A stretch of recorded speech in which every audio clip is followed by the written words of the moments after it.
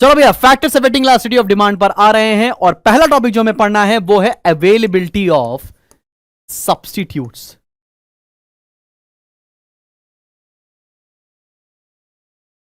अब देखो, हमको फैक्टर्स अफेक्टिंग में बताना क्या होता है। हमें फैक्टर्स अफेक्टिंग में यह बताना होता है कि कौन सी डिमांड इलास्टिक है और किस तरह की गुड्स की डिमांड इलास्टिक है। बस तुम्हें बताना होगा किस तरह की गुड्स की डिमांड इलास्टिक है और किस तरह की गुड्स की डिमांड इनइलास्टिक है। अच्छा देखो, वो गुड्स जिनके सब्स्टिट्यूट इजीली अवेलेबल हैं, जिनके सब्स्टिट्यूट इजीली अवेलेबल हैं, उनकी डिमांड हो जाएगी इलास्टिक। जिनके नॉट इजीली अवेलेबल, उनकी डिमांड क्या हो जाएगी? इनइलास्टिक। आसान भाषा में लिखवा रहा हूं ना। अगर आपके गुड्स की सब्स्टिट्यूट इजीली अवेलेबल हैं तो डिमांड इलास्टिक हो जाएगी, क्योंकि आपका गुड्स नहीं लेंगे, किसी और का ले लेंगे, किसी और का नहीं खाए तो किसी और का खा लेंगे।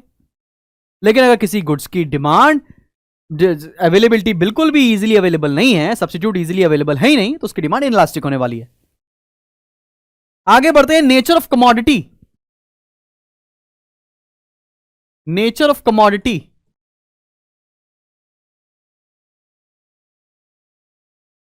Nature of commodity second point है हमारा। अभी नेचर ऑफ कमोडिटी कैसी है? आपके गुड्स तीन कैटेगरी में हैं, या तो आपके गुड्स नेसेसरी हैं, या तो आपके गुड्स लग्जरी हैं। क्या बोला मैंने? या तो आपके गुड्स नेसेसिटी हैं, या तो आपके गुड्स लग्जरी हैं। नेसेसिटी की डिमांड इनइलास्टिक, कभी नहीं चेंज होगी, लेकिन लग्जरी की डिमांड इलास्टिक रहेगी।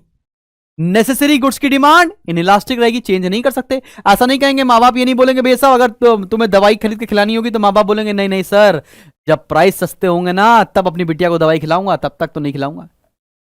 ऐसा नहीं होगा भाई। अगर जरूरी सामान है, नेसेसरी गुड्स है, उसकी डिमांड इनइलास्टिक रहेगी। और कंफर्ट की चीजें हैं, तूने बोला पापा मुझे बाइक दिला दो, पापा ने बोला ठीक है लो दो झापड़। मिली बाइक तुम्हें? नहीं मिली आज तक। खैर कोई बात नहीं, अब ये सारी दर्द वाली बातें नहीं करेंगे हम लोग यहां पर। आगे बढ़ते हैं भैया, थर्ड पॉइंट पर आते हैं।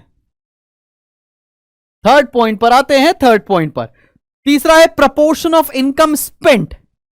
Proportion, proportion of income spent मतलब हम किसी कमोडिटी पर कितना पैसा खर्च कर रहे हैं।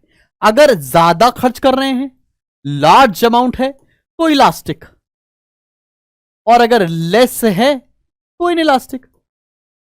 अगर इनकम का बहुत बड़ा हिस्सा किसी भी चीज पर खर्चा कर रहे हैं तो उसकी डिमांड सोच समझकर की जाती है, उसकी डिमांड इलास्टिक होती है। लेकिन अगर बस थोड़ा सा सस्ता सामान है, 5 रुपए का स्केल खरीद के लेके आना है, तो वहां पर डिमांड आपकी इनइलास्टिक होगी। ठीक है भैया, तो समझ में आ गई होगी तुमको यहां तक बात भी। आगे बढ़ते हैं, उसके बाद क्या है? Number of uses of commodity.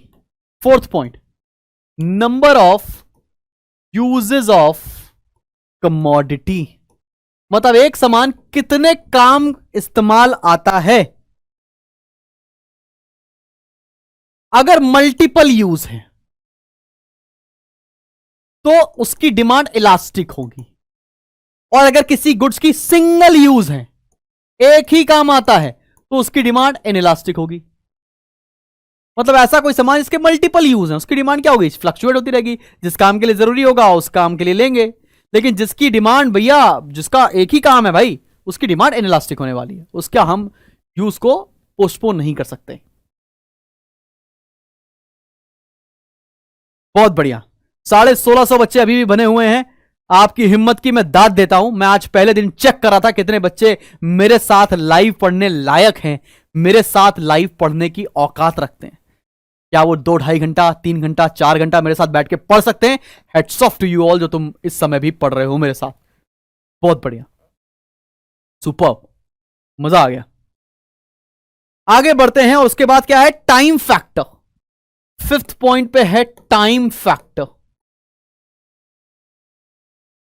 Time factor, ये टाइम फैक्टर क्या है भैया? ये टाइम फैक्टर, अगर हमें कोई भी गुड शॉर्ट पीरियड के लिए चाहिए तो डिमांड इनइलास्टिक, और कोई लॉन्ग पीरियड के लिए चाहिए तो डिमांड इलास्टिक।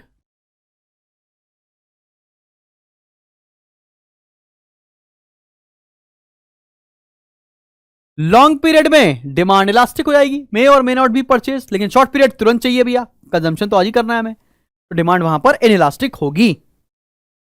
अब देखो 6 पॉइंट, पॉसिबिलिटी ऑफ पोस्टपोनमेंट।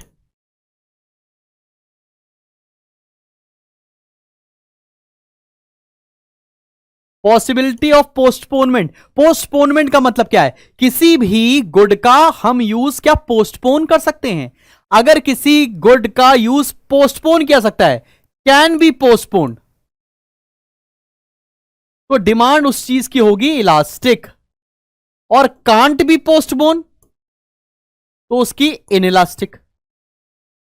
भैया किसी भी चीज का अगर इस्तेमाल हम लोग आज नहीं कल कर लेंगे, कल नहीं परसों कर लेंगे, तो डिमांड हमारी जो होगी वो इलास्टिक होगी नहीं। लेकिन अगर किसी भी चीज का हमको डिमांड हम पोस्टपोन नहीं कर सकते तो उसकी डिमांड हमारी इनइलास्टिक होने वाली है। आगे बढ़ते हैं, 6 पॉइंट तो मैंने आपको बता दिए हैं। आपकी क्या स्कूल वाली मैडम ने बोला था क्या 6 पॉइंट प्रिपेयर कर लेना? कितने कितने स्कूल की मैडम वालों ने बोला है कि आप भाई, वेरी गुड सने बेटा, कितने स्कूल की मैडमों ने बोला कि 6 पॉइंट पढ़ लेना?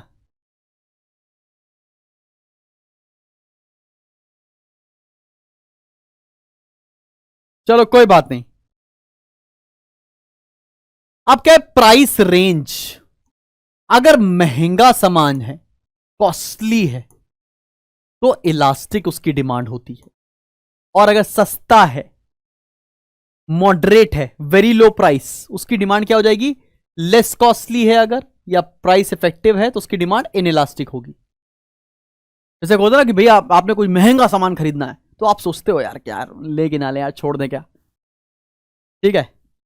टाइम फैक्टर का मतलब होता है कि आपको कंजम्पशन कितनी देर में करना है, शॉर्ट पीरियड चाहिए ही चाहिए, इनइलास्टिक। लॉन्ग पीरियड आगे करेंगे चल के कंजम्पशन, इनइलास्टिक। लॉन्ग पीरियड में इलास्टिक और शॉर्ट पीरियड में इनइलास्टिक। खैर आगे बढ़ते हैं। 8th, habits of consumer. Habits होता है कुछ लोग की आदत होती है फूफू करने की, ऐड तो देखा ही होगा तुमने, अपने आप को बहुत हीरो मत समझो, फूफू करने की आदत है। अगर किसी भी कमोडिटी को कंज्यूम करने के लिए आप हैबिचुअल हैं, तो डिमांड आपकी क्या होगी? इनइलास्टिक, अगर आप हैबिचुअल हैं तो। और अगर हैबिचुअल नहीं है, किसी गुड को कंज्यूम करने का कोई मन नहीं करता है, हैबिचुअल नहीं है, तो उसकी डिमांड इलास्टिक होगी।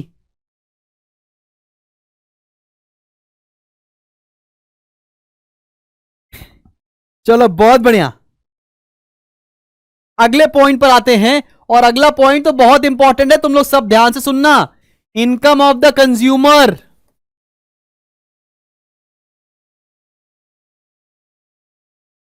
इनकम ऑफ द कंज्यूमर, एक सेकंड बेटा। इनकम ऑफ द कंज्यूमर, अब ये इनकम ऑफ द कंज्यूमर का क्या मतलब है भाई? इनकम ऑफ द कंज्यूमर का क्या मतलब है यहां पर?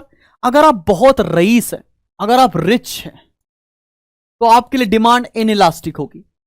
कितना भी महंगा हो भाई साहब, हम खरीद लेते हैं, हम सोचते नहीं है प्राइस के बारे में। और अगर आप पुअर हैं हमारी तरह, तो आपकी डिमांड होगी इलास्टिक, भैया ले कि ना ले, मम्मी से पूछें, बीवी से,